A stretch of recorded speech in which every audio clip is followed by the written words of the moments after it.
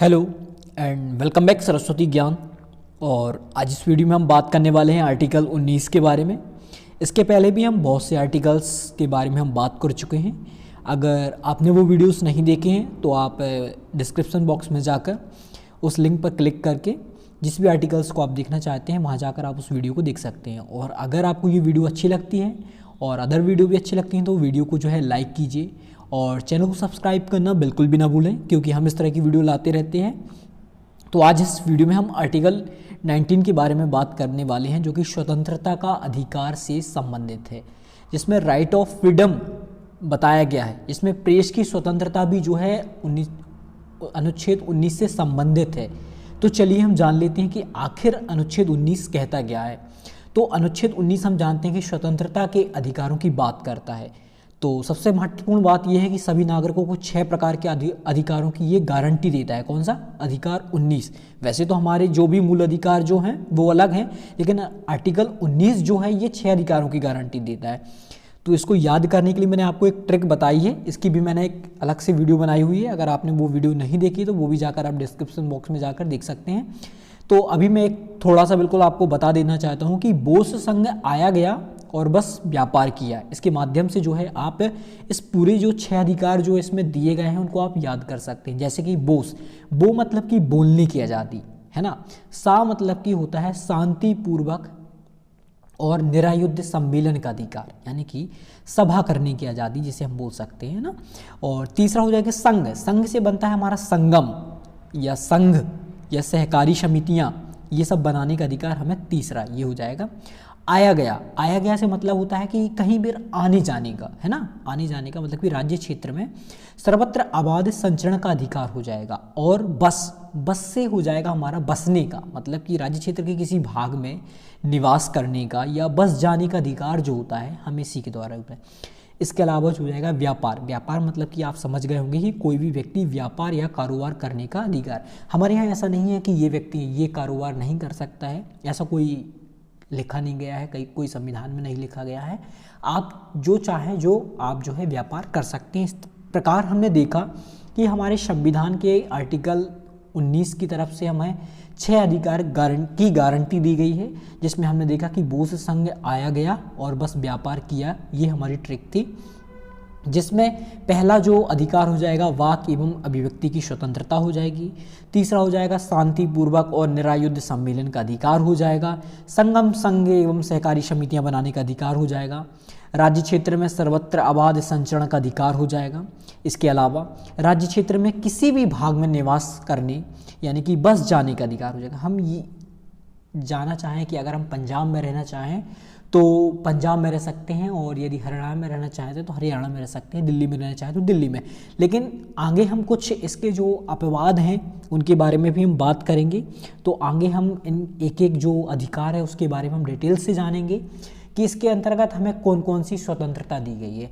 इसके अलावा भी मैं आपको एक चीज़ बताना चाहूँगा कि इस पहले जो जाएगा एक और अधिकार था, यानी कि 7 अधिकार थे। एक संपत्ति का अधिकार भी था अनुच्छेद 19 में, जो कि 1978 में 44वें संविधान संशोधन के द्वारा जो है इसको समाप्त कर दिया गया और एक वैधिक अधिकार बना दिया। मूल अधिकार से हटाकर इसको वैधिक अधिकार बना दिया गया। ठीक है, तो ये तो हुए हमारे 6 अधिकार, और एक जो हमने बताया कि 7वां अधिकार जो है उसको मूल अधिकार से हटा दिया गया है। अब पहले अधिकार को हम जान लेते हैं, वाक एवं अभिव्यक्ति की स्वतंत्रता। इसके अंतर्गत क्या क्या आता है? जैसे कि प्रेस की स्वतंत्रता इसी के अंतर्गत आती है। बोलने की स्वतंत्रता के अंतर्गत आता है प्रेस की स्वतंत्रता। जैसे कि सरकारी गतिविधियों की जानकारी का अधिकार, यानी कि अगर हम कोई सरकारी कार्य हो रहा है तो उसके बारे में अगर हम जानकारी, जैसे कि RTI आप जैसे ले सकते हैं, ये इसके अंतर्गत आ सकता है ना। और दूसरा हो जाएगा जैसे कि फ़ोन टेपिंग के विरुद्ध अधिकार। ये भी हो सकता है कि फ़ोन टेपिंग की हमारी कोई फ़ोन टेपिंग ना करे, ये सब जो हो जाएगा वाक एवं अभिव्यक्ति की स्वतंत्रता के अंतर्गत आ जाएगा। एक और प्रदर्शन एवं विरोध का अधिकार हो जाएगा। तो ये भी वाक, यानी कि हम प्रदर्शन क्यों कर रहे हैं, अपनी बात बोलने के लिए हम कोई चीज़ प्रदर्शन कर रहे हैं, विरोध कर रहे हैं, लेकिन इसमें जो है हड़ताल का अधिकार शामिल नहीं है इसमें। ठीक है। और दूसरा हो जाएगा व्यावसायिक विज्ञापन की स्वतंत्रता, ये भी बहुत ही अच्छा अधिकार है। इसके अलावा शांति का अधिकार भी हो सकता है ना, ये भी बहुत सारे इंपॉर्टेंट हैं, जैसे कि और सरकार का इलेक्ट्रॉनिक मीडिया पर एक अधिकार नहीं है, ये भी जो है वाक एवं अभिव्यक्ति स्वतंत्रता के अंतर्गत लिया जा सकता है। जैसे कि अब इसके अपवाद कुछ कैसे हो सकते हैं, जैसे कि राज्य जो है कुछ प्रयोग द्वारा, यानी कि ऐसा हो सकता है कि उचित प्रतिबंध लगा सकता है। कैसे प्रतिबंध लगा सकता है मैं आपको बता देता हूँ। जैसे कि भारत की एकता एवं संप्रभुता, राज्य की सुरक्षा, विदेशी राज्य से मित्रवत संबंध, और भी सार्वजनिक आदेश, नैतिकता की स्थापना, न्यायालय की अवमानना और किसी अपराध में संलिप्तता और लोक व्यवस्था, इन सब से संबंधित कोई चीज़ हो सकती है तो राज्य जो है इसमें जो है क्या उचित प्रतिबंध लगा सकता है ना। कि अब जैसे फ़ोन टैपिंग के विरुद्ध कैसे अधिकार हो जाएगा कि यदि कोई मान लीजिए कोई अपराधी है तो उसका फ़ोन टैपिंग के विरुद्ध ये अधिकार नहीं होगा शामिल। इसके अलावा जैसे कि आप बोलने की आज़ादी दी गई है, लेकिन आप ऐसा नहीं है कि कोई न्यायालय को ही आप कुछ बोलने लगे, राष्ट्रपति जी को ही कुछ बोलने लगे, या ऐसे देशों के साथ जिनके साथ हमारी मित्रवत व्यवहार है आप उनके साथ जो है गलत तरीके से बोलने लगे। तो इस तरह जो है राज्य द्वारा कुछ प्रतिबंध भी लगाए गए हैं। यदि आपको ये कुछ स्वतंत्रता दी गई है तो कुछ आप पर जो है प्रतिबंध भी लगाए गए हैं। इसके बाद हम दूसरी अधिकार के बारे में बात कर लेते हैं, जैसे कि शांतिपूर्वक सम्मेलन का अधिकार, स्वतंत्रता। तो नागरिकों को बिना हथियार के शांतिपूर्वक संगठित होने का अधिकार है, सार्वजनिक बैठकों में भाग लेने एवं प्रदर्शनकारी का अधिकार है। इस अधिकार में आपको मैं पहले भी बता चुका हूँ कि हड़ताल का अधिकार शामिल नहीं है, यानी कि आप सम्मेलन कर सकते हैं बिना हथियारों के शांतिपूर्वक ढंग से।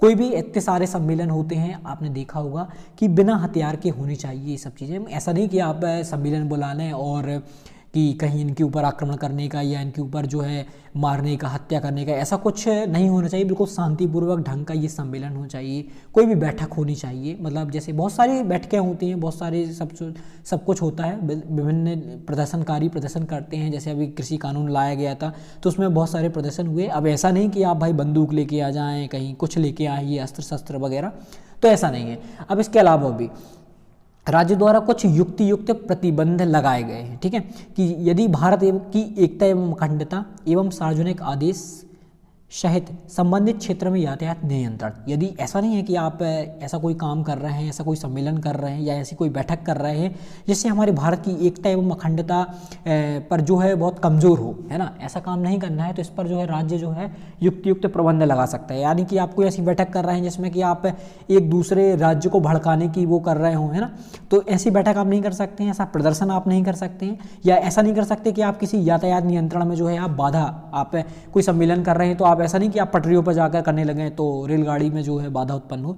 इसके अलावा भी भारतीय दंड संहिता की धारा 141 के तहत 5 या उससे अधिक लोगों का संगठन गैर कानूनी है, यानी कि कानूनी प्रक्रिया को अवरुद्ध करना, संपत्ति का बलपूर्वक कब्जा करना, किसी आपराधिक कार्य की चर्चा, ऐसा कुछ नहीं करना चाहिए। और भी बहुत सारे हैं। इसके अलावा हम तीसरी बात कर लेते हैं कि संगम या संघ बनाने का अधिकार। तो ये तो हमें पता है कि हम कोई भी एक संघ बना सकते हैं, एक सहकारी समिति बना सकते हैं, सभी नागरिकों को सभा, संघ अथवा सहकारी समितियां गठित करने का अधिकार होगा। ये तो हमें, आपने देखे होंगे बहुत सारे संगठन होते हैं, जैसे कि संघ होते हैं, जैसे कि मजदूर संघ हो सकता है ना, और भी जैसे कोयला खदान में बहुत सारे मजदूर काम करते हैं तो वहाँ के उनका संगठन हो जाता है। आप देखते होंगे रेलवेज वगैरह में भी बहुत सारे संगठन हैं, संघ हैं, आरएसएस हो गया, संघ हो गया, ये सब बनाने की हमें जो है अधिकार है। लेकिन सहकारी समितियां, जो इसमें शब्द हम जो देख रहे हैं, ये हमारे 97वें कॉन्स्टिट्यूशन अमेंडमेंट 2011 के द्वारा जो है इसको मूल अधिकार में जोड़ा गया। यानी कि 2011 से पहले जो है सरकारी समिति शब्द का उल्लेख नहीं था। इसके बाद जो है 97वें संविधान संशोधन में इसको जोड़ा गया है ना। तो इसके अलावा क्या हो जाएगा, राजनीतिक दल, कंपनी, साझा फर्म, समितियां, क्लब संगठन, व्यापार संगठन नियमित रूप से संचालित करने का अधिकार भी देता है। कौन सा, ये अधिकार जो है तीसरा जो हो जाएगा, ये अधिकार देता है। इसके अलावा उच्च न्यायालय ने व्यवस्था दी, श्रम संगठनों को मोलभाव करने, हड़ताल करने एवं तालाबंदी करने का कोई अधिकार नहीं। हड़ताल के अधिकार को औद्योगिक कानून के तहत नियंत्रित किया जाएगा। यानी कि जैसे अगर कोई श्रम संगठन है, इनको जो है किसी प्रकार का मोलभाव करने या हड़ताल करने या तालाबंदी करने का ऐसा कोई अधिकार नहीं दिया गया है इस आर्टिकल के अंतर्गत। तो ये जो हड़ताल वगैरह है इनको जो जाएगा औद्योगिक कानून जो बनाए गए हैं अधिकार को औद्योगिक कानून के तहत नियंत्रित किया जाएगा। यानी कि ये आपको समझ में आया होगा कि जो हमें संगम बनाते हैं, हम जो संघ बनाते हैं, सहकारी समितियां जो हम जो भी बनाते हैं, ये सब गठित करने का अधिकार जो जाएगा हमें आर्टिकल 19 की जो धारा 3 है, सब क्लॉज 3 है, उसके अंतर्गत जो है हमें प्राप्त है। जैसे कि हम कोई राजनीतिक दल का संघ बना सकते हैं, ऐसी बहुत सारे कंपनी के संघ बना सकते हैं, साझा फर्म बना सकते हैं, कुछ समितियां बना सकते हैं।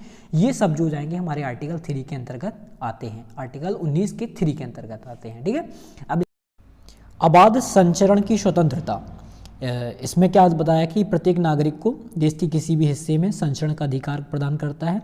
वह स्वतंत्रता पूर्वक एक राज्य से दूसरे राज्य में या एक राज्य में एक स्थान से दूसरे स्थान पर संचरण कर सकता है। ये बहुत ही इंपॉर्टेंट बात है कि हम किसी भी राज्य में जा सकते हैं, अपने राज्य में किसी स्थान पर जा सकते हैं। यह अधिकार जो जाएगा इस बात को बल देता है कि भारत सभी नागरिकों के लिए एक है। इसका क्या है कि हम कहीं भी जा रहे हैं तो इसका मतलब क्या है कि भारत सभी नागरिकों के लिए एक है। इसका उद्देश्य जो जाएगा राष्ट्रीय सोच को बढ़ावा देना है, ना कि संकीर्णता को। इसके अलावा कुछ राज्य के द्वारा युक्त प्रतिबंध भी लगाए जा सकते हैं, जैसे कि जनजातीय क्षेत्रों में बाहर के लोगों का प्रवेश वर्ज्य, किसी वेश्या के संचरण के अधिकार को नैतिकता एवं सार्वजनिक स्वास्थ्य के आधार पर प्रतिबंधित किया जा सकता है। ऐसा नहीं है कि अब वेश्या को कहीं भी घूमने की इजाज़त दी जा सके, है ना। इसके अलावा भी बम्बई उच्च न्यायालय ने एक पीड़ित व्यक्ति, यानी कि जो संक्रमित रोग जैसे कि किसी प्रकार का एड्स, टीबी वगैरह है, उसको भी संचरण पर जो है प्रतिबंध लगाया जा सकता है। इसको वैध बताया है बम्बई उच्च न्यायालय ने, है ना। इसके अलावा संचरण की स्वतंत्रता 2 प्रकार की होती है, आंतरिक एवं बाह्य। तो अनुच्छेद 19 सिर्फ आंतरिक स्वतंत्रता प्रदान करता है, यानी कि हम अपने राज्य में जा सकते हैं या हम अपने देश में जा सकते हैं। ऐसा नहीं कि हम किसी विदेश में जाने लगे। तो विदेश में जो जाने की स्वतंत्रता है वो हमें अनुच्छेद 21 प्रदान करता है, और जो हमारे देश में कहीं भी संचरण की जो हमें व्याख्या करता है वो हमारा आर्टिकल 19 हो जाएगा। यहाँ आपको समझ में आया होगा कि आर्टिकल 19 और 21 में क्या अंतर है।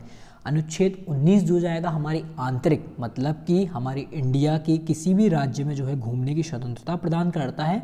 इसके अलावा जो आर्टिकल 21 है, जिसके बारे में हम बाद में बात करेंगे, तो आर्टिकल 21 जो जाएगी हमारी विदेशी यात्रा को जो जाएगी स्वतंत्रता प्रदान करता है। तो आपको यहाँ समझ में आया होगा कि हमारी आबाद संचरण की स्वतंत्रता जो हमें मिली हुई है वो हमें किन किन आधार पर मिली हुई है, और किन किन आधार पर जो जाएगा हमारा राज्य जो है युक्त प्रतिबंध जो है इन पर लगा सकता है, ये आपको समझ में आएगा। आपने ऐसे बहुत सारे क्षेत्र देखे होंगे, जैसे कि आप अंडमान निकोबार द्वीप समूह में जाएंगे जहाँ बहुत सारी संख्या में जनजातीय लोग पाए जाते हैं। वहाँ पे कुछ क्षेत्रों में जो जाएगा आपका जाना वर्जित होता है ना। ऐसे बहुत सारी जगह हो सकती हैं जहाँ पर आपको जाने से जो है रोका जा सकता है। अब ये तो नहीं है कि हमें कहीं भी जाने की स्वतंत्रता है तो हम कहीं भी जाने, ऐसा नहीं है। कुछ सिक्योरिटी के तौर पर भी ऐसा हो सकता है कि आपको, जैसे आप कहीं CBI का ऑफिस हो गया, है ना, तो वहाँ अगर आप सोचें कि जाना चाहते हैं, राष्ट्रपति भवन हो गया, तो ये सब चीज़ें जो है आपको प्रतिबंध लगाता है, राज्य लगाता है। क्यों लगाता है? तो ये कुछ हमारी सुरक्षा की दृष्टि से ये सब चीज़ें की गई हैं, जिससे हमारे ये जो मूल अधिकार भी बने रहें और हमारी जो देश की सुरक्षा है, एकता अखंडता है, वो भी बरकरार रखे। इसके बाद हम बात करते हैं हमारी स्वतंत्रता 5 के बारे में। निवास का अधिकार, जैसे हर नागरिक को देश के किसी भी हिस्से में बसने का अधिकार है। आर्टिकल 19 का 5 सब क्लॉज क्या बोलता है कि हर नागरिक को देश के किसी भी हिस्से में बसने का अधिकार, यानी कहीं भी रहने का अधिकार है, कहीं भी स्थायी या अस्थायी रूप से, यानी कि कहीं पर भी आप जाकर स्थायी रूप से या अस्थायी रूप से रह सकते हैं। अब आप देख सकते हैं कि हमने सभी आर्टिकल्स में, सब क्लॉज में ये देखा है कि किसी न किसी चीज़ को जो है अपवाद के रूप में जोड़ा गया। अपवाद मतलब कि ये तो हमने लिख दिया कि ये चीज़ होना चाहिए, लेकिन कुछ जो हो जाएंगे इस आधार पर नहीं भी हो सकते हैं। ये है राज्य द्वारा उचित युक्त प्रतिबंध, जैसे कैसे हैं कि विशेष रूप से आम लोगों के हित में, है ना, इसमें जो है राज्य द्वारा युक्त प्रतिबंध लगाया जा सकता है। इसके अलावा अनुसूचित जनजाति, मतलब कि ST के हित में जनजातीय क्षेत्रों में उनकी संस्कृति, भाषा एवं रिवाज के आधार पर बाहर के लोगों का प्रवेश प्रतिबंधित किया जा सकता है। यानी कि जैसे कि अब आप सोचें कि हम अंडमान निकोबार में जो जनजातीय समूह रहते हैं, जंगलों में जो समूह रहते हैं, वहाँ जाकर आप रहने लगें तो ऐसा नहीं हो सकता। क्यों नहीं हो सकता? क्योंकि हमारा रहन सहन अलग है, उनका रहन सहन अलग है, वो हमसे बहुत ही ज़्यादा पिछड़े हुए हैं, है ना। और ऐसा नहीं है कि उनकी भाषा भी अलग है, हमारी भाषा भी अलग है, हमारा रहन सहन, खान पान जो है, सब रहने के तौर तरीके जो है सभी अलग हैं, उनके भी बिल्कुल अलग है। तो ऐसा नहीं है कि हम वहाँ जाके रहने लगें और उनको जो है प्रभावित करें। इसलिए सरकार ने क्या किया है, इस पर कुछ प्रतिबंध लगाया है और कुछ क्षेत्रों में घूमने पर भी प्रतिबंध लगाया है। जैसे वेश्या या पेशेवर अपराधी को कुछ क्षेत्रों में घूमने पर भी प्रतिबंध लगाया गया है। इसके अलावा सब क्लॉज 6 के बारे में हम बात कर लेते हैं। व्यवसाय की स्वतंत्रता, ये क्या है? सभी नागरिकों को किसी भी व्यवसाय को करने, पेशा अपनाने एवं व्यापार करने का अधिकार है। बहुत ही सरल है कि अगर मैं चाहता हूँ कि मैं टीचर बनना चाहता हूँ तो मैं टीचर बन सकता हूँ। अगर मैं चाहता हूँ कि मैं अपनी शॉप दुकान खोलना चाहता हूँ, कोई सी भी दुकान खोलना चाहता हूँ तो वो मैं खोल सकता हूँ, है ना। तो इसमें ऐसा कुछ नहीं है कि आप ही ये दुकान खोल सकते हैं, आप ही ये दुकान, कोई विशेष जाति धर्म है, ऐसा कुछ नहीं है, है ना। तो राज्य द्वारा कुछ युक्त प्रतिबंध भी लगाए जा सकते हैं, जैसे कि किसी व्यवसाय के लिए पेशेगत या तकनीकी योग्यता को जरूरी ठहराया जा सकता है। बिल्कुल ठहरा जा सकता है। यदि कोई ऐसा व्यवसाय है जिसमें जो जाएगा किसी तकनीकी योग्यता अगर आपके पास है तो ही आप वह व्यवसाय खोल सकते हैं, है ना। और किसी व्यापार, व्यवसाय, उद्योग या सेवा पूर्ण या आंशिक रूप से स्वयं जारी रख सकता है। ऐसा कोई व्यापार है या व्यवसाय है जिसे राज्य जो जाएगा स्वयं या पूर्ण या आंशिक रूप से जो जाएगा वह स्वयं जारी रख सकता है। इसका कुछ इम्पोर्टेंट बात है कि इस अधिकार में कोई अनैतिक कृत्य शामिल नहीं है, जैसे महिलाओं या बच्चों का दुरुपयोग या खतरनाक औषधियों या विस्फोटकों का व्यवसाय। राज्य इन पर पूर्णतः प्रतिबंध लगा सकता है या लाइसेंस की अनिवार्यता कर सकता है। जैसे कि आपने देखा होगा ये जो ठेके वगैरह होते हैं उनमें लाइसेंस जो है अनिवार्य होता है। इसके अलावा अब मैं आपको एक वाद बताना चाहूँगा कि ओम प्रकाश बनाम उत्तर प्रदेश राज्य में 2004 में एक वाद हुआ था कि ऋषिकेश की नगरपालिका क्षेत्र में अंडे की विक्रय पर लगाए गए प्रतिबंध को युक्त ठहराया गया, क्योंकि वह उस क्षेत्र के सांस्कृतिक एवं धार्मिक आधारित पर पृष्ठभूमि पर जो जाएगा था। कैसे? अब ऐसा नहीं है कि हमें कोई भी व्यवसाय करने की स्वतंत्रता है तो हम कुछ भी करें, किसी भी जगह कुछ भी करें। तो क्योंकि ऋषिकेश एक जो हो जाएगी हिंदू धर्म के हिसाब से एक बहुत ही पवित्र जगह मानी जाती है ना। तो वहाँ पे जो है अंडे की विक्रय पर रोक लगाई गई है। ये ओम प्रकाश बनाम उत्तर प्रदेश राज्य 2000 संघ का एक वाद हुआ था, उसमें ये कहा गया था। किसके द्वारा? उच्च न्यायालय के द्वारा। इसके अलावा एक और जो जाएगा युक्तियुक्त निर्बंधन क्या है, इसको बताया था चिंतामणि राव बनाम मध्य प्रदेश राज्य 1951 में कि कोई निर्बंधन युक्तियुक्त है या नहीं, यानी कि राज्य ने जो निर्बंधन लगाया हुआ है, बंधन लगाया हुआ है, वह युक्तियुक्त है या नहीं, इसका डिसाइड कौन करेगा? भाई इसका डिसाइड जो हो जाएगा, इसका अंतिम निर्णय जो हो जाएगा लेने की शक्ति न्यायालयों में है, ना कि विधानमंडल में है। ये किसने बताया था? न्यायालय, उच्च न्यायालय, सुप्रीम कोर्ट ने बताया था। कब बताया था? तो चिंतामणि राव बनाम मध्य प्रदेश राज्य 1951 में। हमने अभी बहुत सारी जगहें देखा है कि राज्य द्वारा युक्तियुक्त निर्बंधन जो है लगाया जाएगा, ये सब प्रबंध किया जाएगा, हमने देखा है ना। तो ये किस आधार पर डिसाइड हुआ? कौन डिसाइड करेगा कि ये जो है राज्य के द्वारा युक्तियुक्त प्रतिबंध लगाया गया है, नहीं लगाया गया है? तो ये डिसाइड करेगा हमारा सुप्रीम कोर्ट, उच्च न्यायालय। न्यायालयों के द्वारा ये डिसाइड किया जाएगा कि ये कहाँ तक युक्तियुक्त प्रतिबंध जो है लगाता है या नहीं लगाता है। इन सब चीज़ का डिसाइड जो जाएगा कौन करेगा? न्यायालयों के द्वारा किया जाएगा। तो ये दोनों, मैं आशा करता हूँ कि ये दोनों वाद आपको समझ में आए होंगे और मैं आशा करता हूँ कि आर्टिकल आपको 19 जो है बिल्कुल प्रेम पूर्वक समझ में आया होगा। और अगर आपको ये वीडियो अच्छी लगती है तो वीडियो को लाइक कीजिए और चैनल को सब्सक्राइब कीजिए और बेल आइकन दबाना बिल्कुल भी ना भूलें।